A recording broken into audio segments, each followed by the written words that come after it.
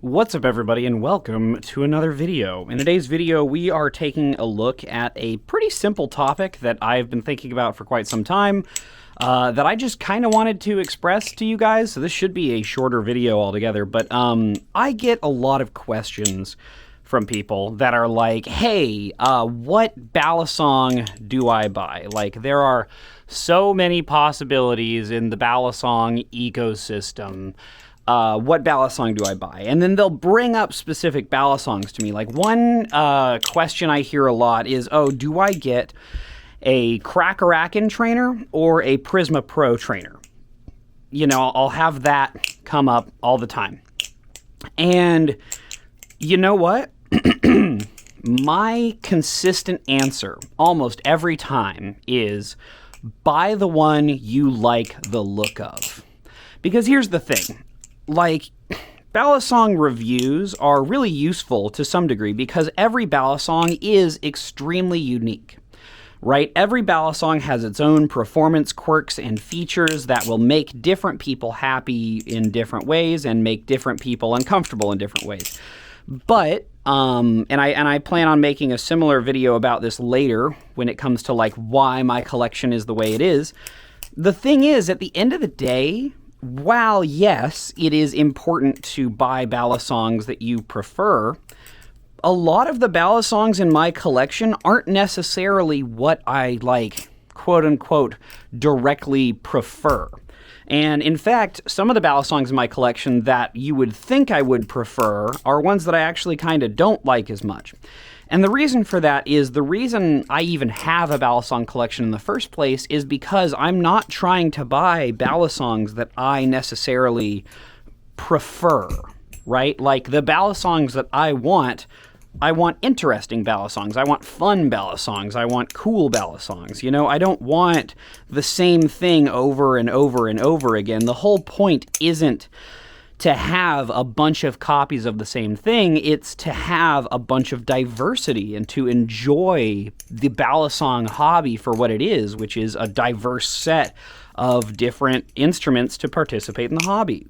And so I think that when it comes to having something that's a choice of like a Prisma Pro versus a Crackerakin trainer, or maybe you're talking like an Orion versus a Vulp Pro or whatever, just buy the one that you think looks better. Now, the Orion is cheaper than the Vulp Pro, so that might be a reason to go with it.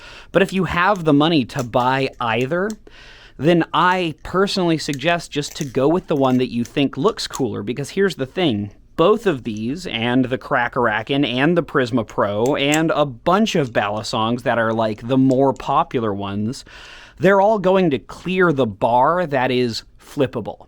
In the sense of the bare minimum in the Balisong hobby is it flippable?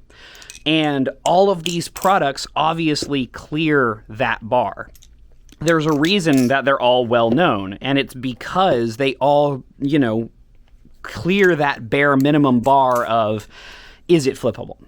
Now, there might be objective reasons to get one over the other. Like, for instance, with the Orion and the Vulp, you know, you spend a little bit more than the Vulp, you get an Orion, and the Orion has a better feature set for a more experienced flipper.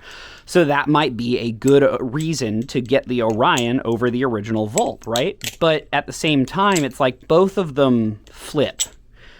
And if you like the look of the Vulp over the Orion for some reason, well then, personally to me, that's a good enough reason to get it.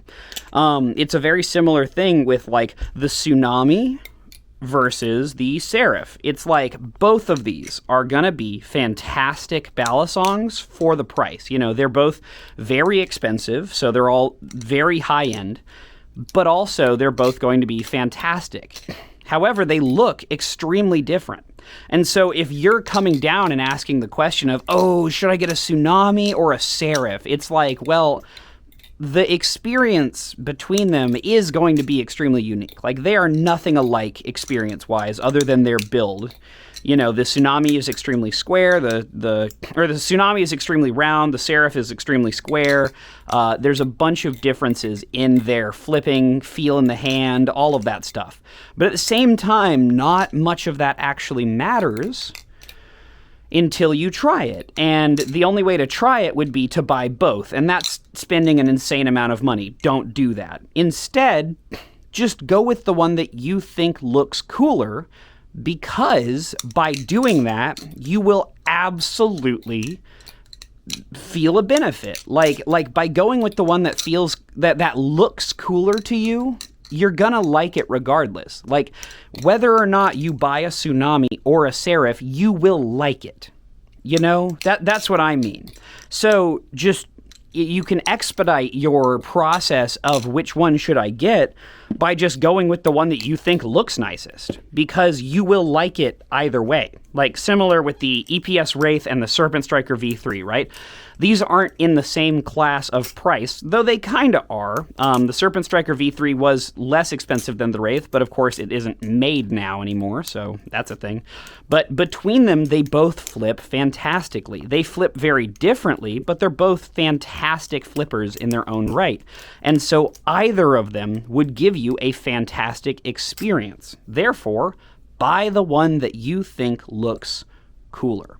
So, yeah, that's, I hope I made sense here. Let me know in the comments if you need like clarification, or if you have different opinions on the matter, because I know some people would say, oh, well, you should focus a lot more on the specifications and whether or not you'll like it, because that's going to be a big thing, especially when you're spending money on something. But for me personally, I would say that the thing that matters more is that whether or not it flips at all, and then like, I will get used to whether or not I like it. You know, as long as it flips, I will play with it and get used to it. And I can flip even the worst of Balisongs, because, you know, if I play with them enough and get used to them, then I can have an enjoyable time flipping on them. And it's less about the performance of the specific Balisong and more about how much I like the aesthetics of that Balisong. You know, the Balisong hobby is extremely subjective. And speaking of that subjectability, as I said, if you have a different opinion, let me know in the comments, because I will read all the comments on this video, and I want to know what are your perspectives and thoughts on this wonderful hobby of everything that we have here. Yeah, you know, buy the one that looks cooler to you. That's the video. Merry Christmas. This is a shorter one overall, but I hope you enjoyed it. Anyways, peace.